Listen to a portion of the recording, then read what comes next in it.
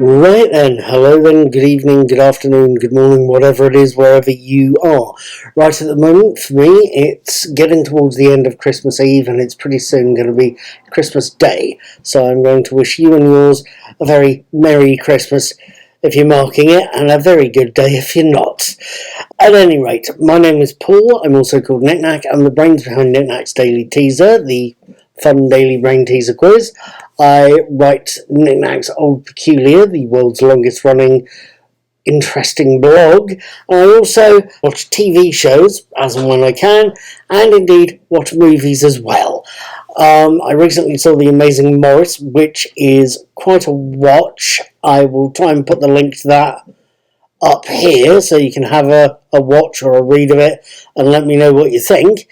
I've also last night saw another movie. It's the 24th of December today. It's a Saturday. Last night was Friday the 23rd. And last night I sat down and watched Glass Onion, a Knives Out mystery. I wanted to tell you what I thought of a rather good film. Set during the lockdown of 2020 and directed by Rian Johnson, Glass Onion, a Knives Out mystery, opens with a slow, moody piano piece over the top of the production credits. It then shows us a delivery man knocking on the door of Governor Claire de Bala, Catherine Hahn, who signs for a mysterious wooden box, a box identical to the ones received by Lionel, Birdie and Duke, Leslie Odom Jr., Catherine Hudson and Dave Bautista, which are boxes that, when opened with a series of various puzzles, reveals an invite to an exclusive weekend with technology billionaire Miles Bron, played by Edward Norton. Apparent similar invites also go to Cassandra Andy Bryan, Janelle Monáe, and last but not least, to the world's greatest detective, Benoit Blanc, played by, as ever, Daniel Craig. The invites extended as well to Peg, Jessica Henwick, and Whiskey, Madeline Klein, Birdie's PA and Duke's girlfriend. Miles wants his friends and their assaulted associates to spend the weekend on his private Greek island, as he wants to hold a weekend-long party for his friends, which climaxes with his death. At dinner that night, Miles is a little more specific and a little less dramatic. What he has in mind is an old-fashioned murder mystery weekend, a modern variation of Murder in the Dark, with assorted bits of technology and a posh dinner thrown in, with him as the victim. Yes, he reassures the group, however, he is not going to be murdered, not in reality. He's just not going to tell them who killed him. He is, technically, after all, very, very dead. However, as everyone reminds the group, everyone assembled is beholden to Miles, blackmailed into doing exactly what he wants, blackmailed, effectively, into a genuine motive for murder if it goes wrong. Duke owes Miles money after the filmer's Twitch channel was bailed out by the latter, and he knows Miles is trying to seduce Whiskey. Birdie happily uses what she knows for a fact is a Bangladeshi sweatshop producing her and Miles' joint fashion line. And both Lionel and Claire know that the high-powered green fuel Miles has them developing and promoting isn't as safe as they believe it was. Everyone also knows that they lied on oath on Miles Bron's behalf against the woman who co-founded Bron's company, Cassandra Andy Brand, the woman who they've just been talking to, and the woman who, it seems, died before she reached the island. This game of Murder in the Dark is going to get rather nasty. Now, first things first, about the title. Was it a mysterious thingy-doo-dah plucked out of the air by Rian Johnson and the rest of the writers? No, it's the name of the bar in the States where the characters first met and planned to take over the world. It's also partly the name of the setting. The Glass Onion is a posh one-room glass dome on the top of Bron's mansion, and it's a place where a good chunk of the action takes place. It doubles up as a bedroom and an office and a dining room. It's his flat. It's a great big dome-shaped glass flat. It's gorgeous to look at, it has to be said. It's also a name of the song by the Beatles, but its predecessor, I should add here, Knives Out, also took its title from a tune by Radiohead, just so you know, in case you were wondering there. With that said, what did I think of the film? What did I notice? What did I see? What did I think? When I saw the original Benoit Blanc film, Knives Out, back at the start of 2020, back in February, I got honest, admitted I liked a whodunit now and again, but I hadn't seen that many. Knives Out, even though it took me a while to sit down and watch it, filled an Agatha Christie whodunit-shaped hole. It's a hole I didn't realise needed filling until the film came along and I sat and watched it. So, knowing the sequel was due for release yesterday meant queuing up to watch it on the day it was released was the right thing to do. It was something I felt was a wise choice and something I wanted to watch. For starters, Craig's performance as Blanc in the original had impressed me, to the point I wanted to see more of it. That Colonel Sanders thing's certainly impressive. I also think that paid off. When I saw the original, I heard twangs of Craig's native English accent in the original films. Twangs I couldn't hear in this, so I've seen how his performance has grown and changed and developed and improved. His performance was great. An improvement on the original.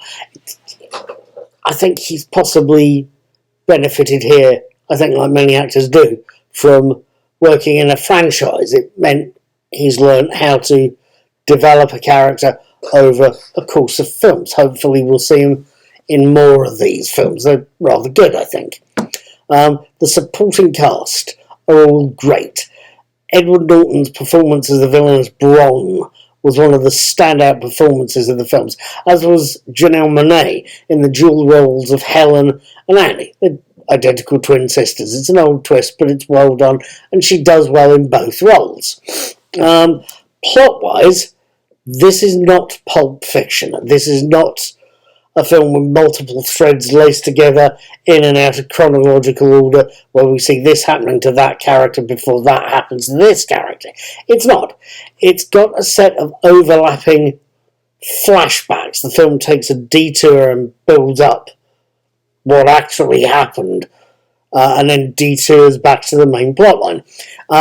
It does pay you, however, to watch and to concentrate on what's happening in a way that I've seen in few other films. Pulp Fiction possibly being one of them. That's the commonality there, I think. Glass Onion, like Pulp Fiction, sat me down and had me watching. Plot and performances, as highly good as they were just two reasons. There's probably a lot of other things. The actual Greek island setting is gorgeous, as is the set and the interiors and exteriors. Another minor, very minor thing was seeing some of the cameo performances. Granted, these are not the reason to see a film, and granted, these cameos aren't what got me watching, and granted, they may even be slightly distracting. But in this case, they were very well done. Everything feels quite logical and feels quite well done. I sat there, I saw cellist Yo-Yo Ma. He was one of the first faces I recognised, turning up at a party for Birdie and putting in his tuppence halfpenny worth. Serena Williams crops up as an online sports coach, for example. Angela Lansbury, in her last film appearance, appears in a Zoom call to Benoit. And if you're going to do a murder mystery, having Jessica Fletcher, let's face it, cropping up at some point is going to be useful. But my point here is that those cameos weren't necessarily meaningful, they weren't necessarily necessary to the action, but they were fun. They just added a certain light touch there. there's a couple of other things I picked up on and thought I should get your opinion of. If you want to leave a comment, please do leave it in the comments under this video. I'm assuming that writer-director Rian Johnson is something of a technology watcher, or at least does his research when watching characters, as it struck me that Norton's character, the Miles Bond character, had been modelled somewhat on Apple co-founder Steve Jobs. Indeed, Janelle Monáe's character, Cassandra, describes Bron as having a reality distortion field, much like Jobs himself. It's based on his habit of charming, turning on the charm, or turning on the persistent badgering as needed when he wanted others to do what he wanted them to do. I don't know for sure, but it felt very Jobsian, if that's a word. I don't know for sure, but I would love to hear your thoughts. Because as an alternative view, I've heard some air the view that Bron is based loosely on Elon Musk. I am going to disagree, because the last time I heard the phrase reality distortion field, it was definitely applied to Jobs.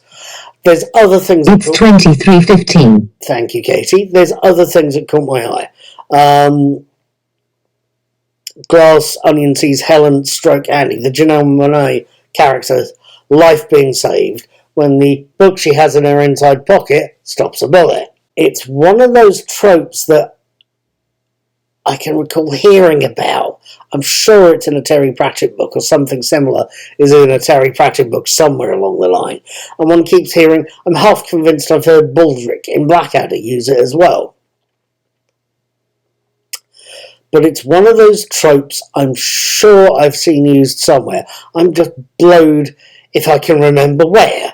I think it's common enough. Again, feel free to leave me a comment in the information box under this video. It's down there somewhere. I'm also wondering if Johnson was a fan of Dune or of ancient Greek myth. We see Andy stroke Cassandra stroke Helen stroke Janelle Monáe issue dire warnings to the rest of the cast at the start of the film. Warnings that then get ignored.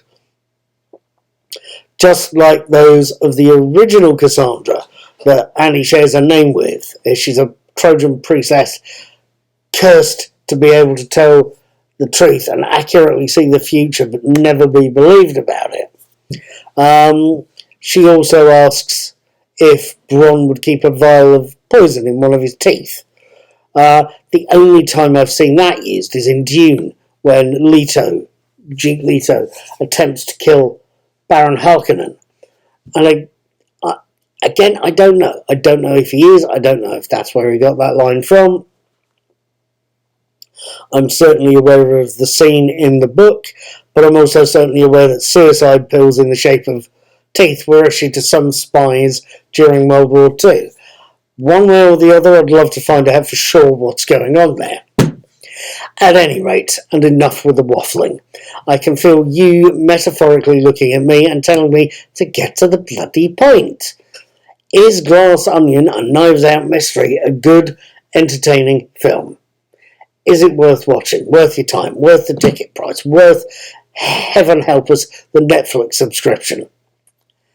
It's not perfect. Arguably, it's using name-dropping with all the cameos to get people through the doors to watch it. But it is a very entertaining, watchable film that has got some nice acting, some beautiful scenery, some great interiors, and enough good performances and sheer fun to make it thoroughly watchable. I enjoyed Glass Onion, and knowing a third is planned on the strength of this second entry, that third film is something I'm looking forward to. I've given it 3 out of a potential 4 stars. Please go watch it, let me know what you think, and have a very happy Christmas if you're marking it. Take care, be good, feel free to subscribe and put money in my tip jar. I'll see you the next time I see you. Happy Christmas.